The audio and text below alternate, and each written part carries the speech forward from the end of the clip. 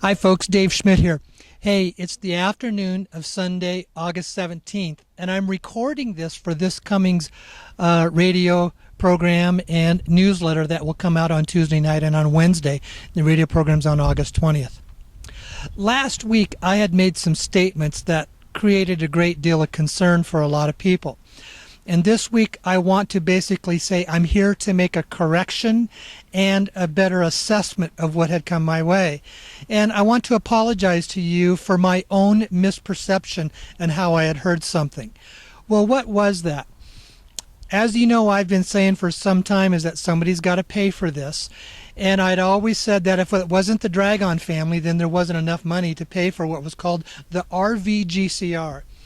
And I had made a statement based on a conversation that I'd had with the ambassador that he said they were not behind, they were not supporting the RVGCR. Well, it was my misperception in that statement, and out of that I drew a conclusion that really wasn't very accurate. So again, for that I want to say that I'm sorry. But here's what, in following conversation, I spent about 2 hours with the ambassador on Friday, and we had gone through these issues. And what he said, he made a clarification, and that's the important thing was. The clarification was is the family will be supporting the GCR, the Global Currency Reset. But they are not paying for the RV, the revalue of the Iraqi dinar. Well, what does that mean? Well, it was then back to what I had said, not only last week and in previous weeks, is if the family's not paying for that, then it means the country of Iraq has to pay for it. And when a country revalues its currency, in essence, what it's doing, it's saying it's calling it back. It's buying it back from us. We bought it. We purchased it, and now they're saying we're going to buy it back, but we're going to buy it back at a different rate. Well, they have to have the money to pay for that. And you and I know, and many of the other blog writers are now writing about this as well. There has been a huge overprinting of the amount of Iraqi dinar currency out there that Iraq would be able to pay for. I've talked about estimations of 10, 20, 30 trillion dinar. I have heard from others there's far, far beyond that. Let's take 30 trillion. I'm going to use that as an illustration. If there's 30 trillion dinar that Iraq is going to buy back, why would they want 30 trillion dinar?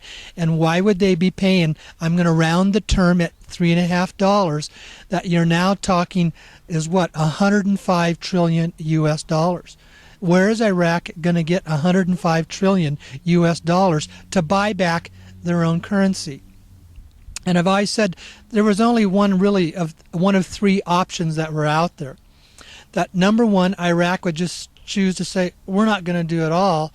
This is all just ended up being a great Ponzi scheme, and you're not going to get nothing. Or number two, they are going to choose to buy it back. But in doing so, where would they get the money? Or number three, the family was going to fund it. Well, we know the family's not funding it. All the sources now are showing that yes, there is going to be a revalue of the Iraqi dinar. But that means that Iraq has to pay for it. And so how much are they willing to pay, and where are they going to get that money? And everything that is coming to me, what I am hearing from my sources, it's back again to what was originally out there all the way last fall. It's the oil credit contracts with China. But how much oil does China want?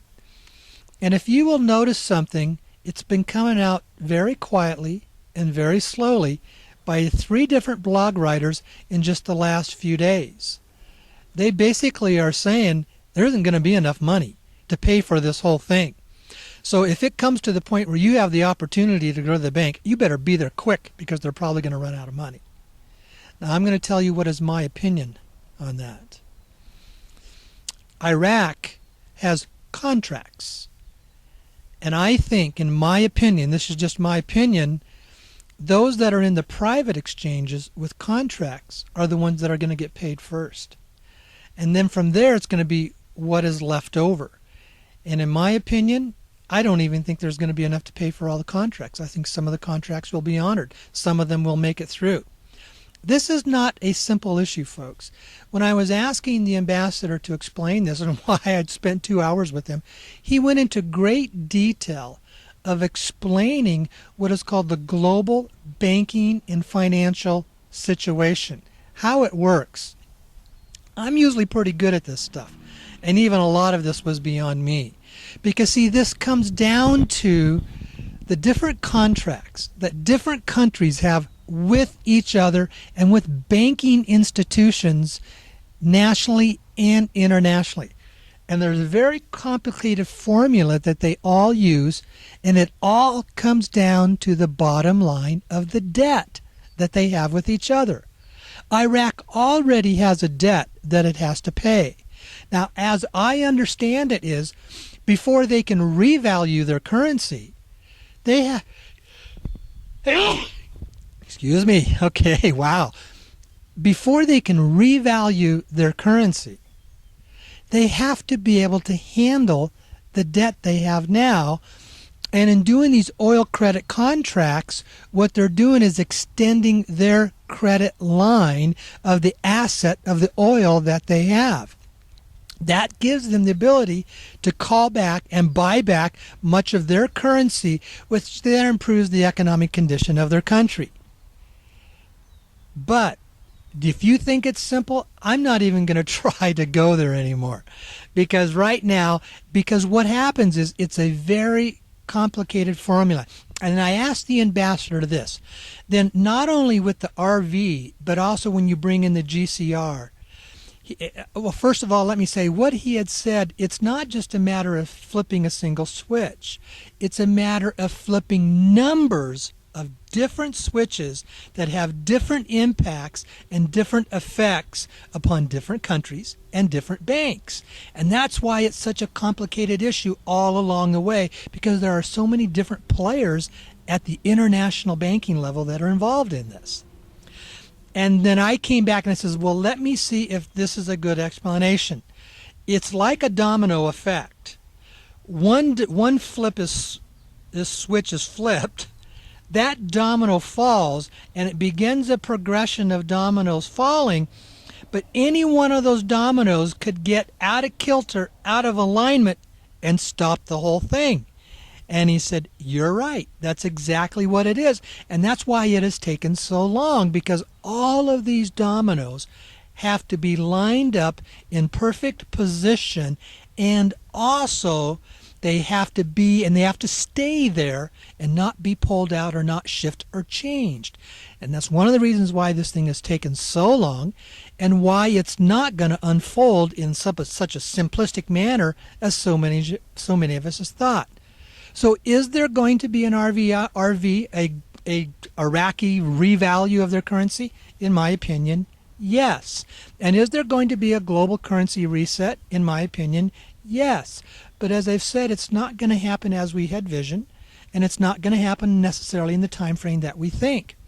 Now the RV, it could happen very soon, because we've been waiting, as so many of the other blog writers have been talking about, we've been waiting for the new prime minister to be appointed and the new government to get in place so they can handle their business. That is done. But it is interesting, if you will note what I said earlier, now that it's done, some of the other blog writers are beginning to come out and say, yeah, it's done, but don't expect there to be money to pay for everything for everybody, because Iraq doesn't have that much money, and they don't have the interest in buying back that much dinar. So what will happen very likely is when they have met what is called their quota of what they want, it's going to get shut off. That's what's going to happen. So who knows? I'm not even going to go out there and try to speculate on Raider dates. I'm not even going to try to do that. But I am going to be here to say, again, it is going to happen. And again, my apologies to you for a misperception on my part when I said that the family was not going to be involved in this or at all. They are to a certain degree, but at an extended issue of the global currency reset in contrast to the RV. And the way that I understand it is that the RV is the responsibility of the independent sovereign country of Iraq. So they're going to choose to do that. So where does that place us now? I had talked about the importance of you as an individual who are on my newsletter list and associated with me, of saying that the family is funding projects, and they are. The projects where they have been funding predominantly have been in third world countries that the mainstream media doesn't talk about, but it's in assisting in basic quality of life humanitarian needs. Going into third world countries and drilling wells so they can have running water, so that they don't have to walk 2, 3, 5 miles with these big huge barrels or buckets of water to bring back so that they can have their water for the day. Water they're pulling out of rivers that are dirty. Basic quality of life issues. Helping them in their agriculture needs so they can grow their own food products. Helping them in housing, building hospitals and things like that. Basic quality of life humanitarian need issues that we take so much for granted in our modern Western world that we don't even have to think twice about. They're predominantly going into those countries that I had talked about that live on less than $5 a day, and helping to improve their quality of life so that they can even in themselves come to a new place of understanding that this world is a better place to live. That's the first step. I've also talked about those of you that would be involved with me. That's still to be seen, but there is a strong probability that they will begin to fund projects through different groups and organizations, and I have the possibility, and that's the key word, the possibility of being one of those, and that's what's important to understand. There's no guarantee on this yet. I have further steps to take. It's unfolding for all of us. But the most important thing for us to realize is that we are the ones who are collectively choosing to change our world based on the perception that we have of how we view money. Now, what I'm going to do, I'm going to be starting a new series, and even in my workshops, I'm going to be retitling them what is called the New Paradigm of Money and Power. The New Paradigm of Money and Power. The new paradigm is an issue that comes how we choose to view it, how we choose to perceive it, how we choose to bring change about in our world.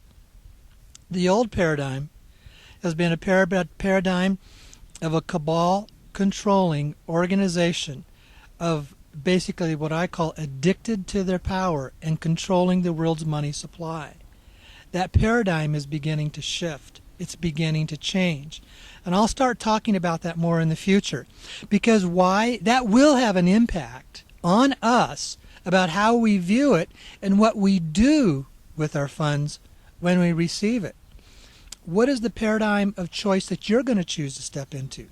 Are you going to continue to look at it in an old paradigm of greed and power, and this world is never going to change? When in reality, it's always changing. There's always things that are changing. There's always things that we are doing better. We view our world and human relationships far different than what we did 20, 30, 50 years ago.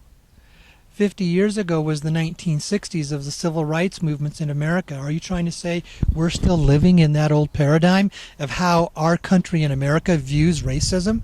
No, we're far beyond what we were 50 years ago. So shall there be a shift in change to bring us far beyond where we are now and where we have been. Why? Because the old paradigm is crumbling. The old paradigm is crumbling because the powers that were, as I like to call them, can't hide in secrecy anymore. See, their power has always been in two things: secrecy and creating fear amongst the people. They can't hide in secrecy anymore because we can bypass the mainstream media that they control. And also, their ability to create elements of fear, we're catching on to what is going on. Whether it was 9/11, which was the ultimate fear-creating event, as we are beginning to wake up and realize the truth about it. The other thing was the recent Boston bombing. The truth is coming out how it was a pre-staged event, and they actually knew it was going to happen, and yet the media had designed it to try to be a fear-creating event. And some of these lists go on. Other things that have been taking place around the Malaysian Airlines, what is happening with the ISIS in Iraq. All of these are the old paradigm of the cabal attempting to create fear within us. And we're beginning to wake up and say, no more. We're beyond playing your game. We're not going to play your game anymore. This is a progression that will take time. But as we begin to wake up, as we begin to set ourselves free from this financial tyranny, from this financial slavery that we have imposed upon us, that's when we will begin to see more things released, more funds coming our way, and our world beginning to change. We are moving into a new paradigm of money, how money impacts our lives, and power, and how the old powers that were have been impacting us, and we are in the process of setting ourselves free. That's going to be more of the topic that I'm going to talk about on the radio show on Wednesday night, and I'd love to have you join me there. Okay? Thank you very much, folks, and have an absolutely wonderful week. As you know, I get to actually turn this off and on now with my cell phone. So, okay, thanks. Okay, bye-bye.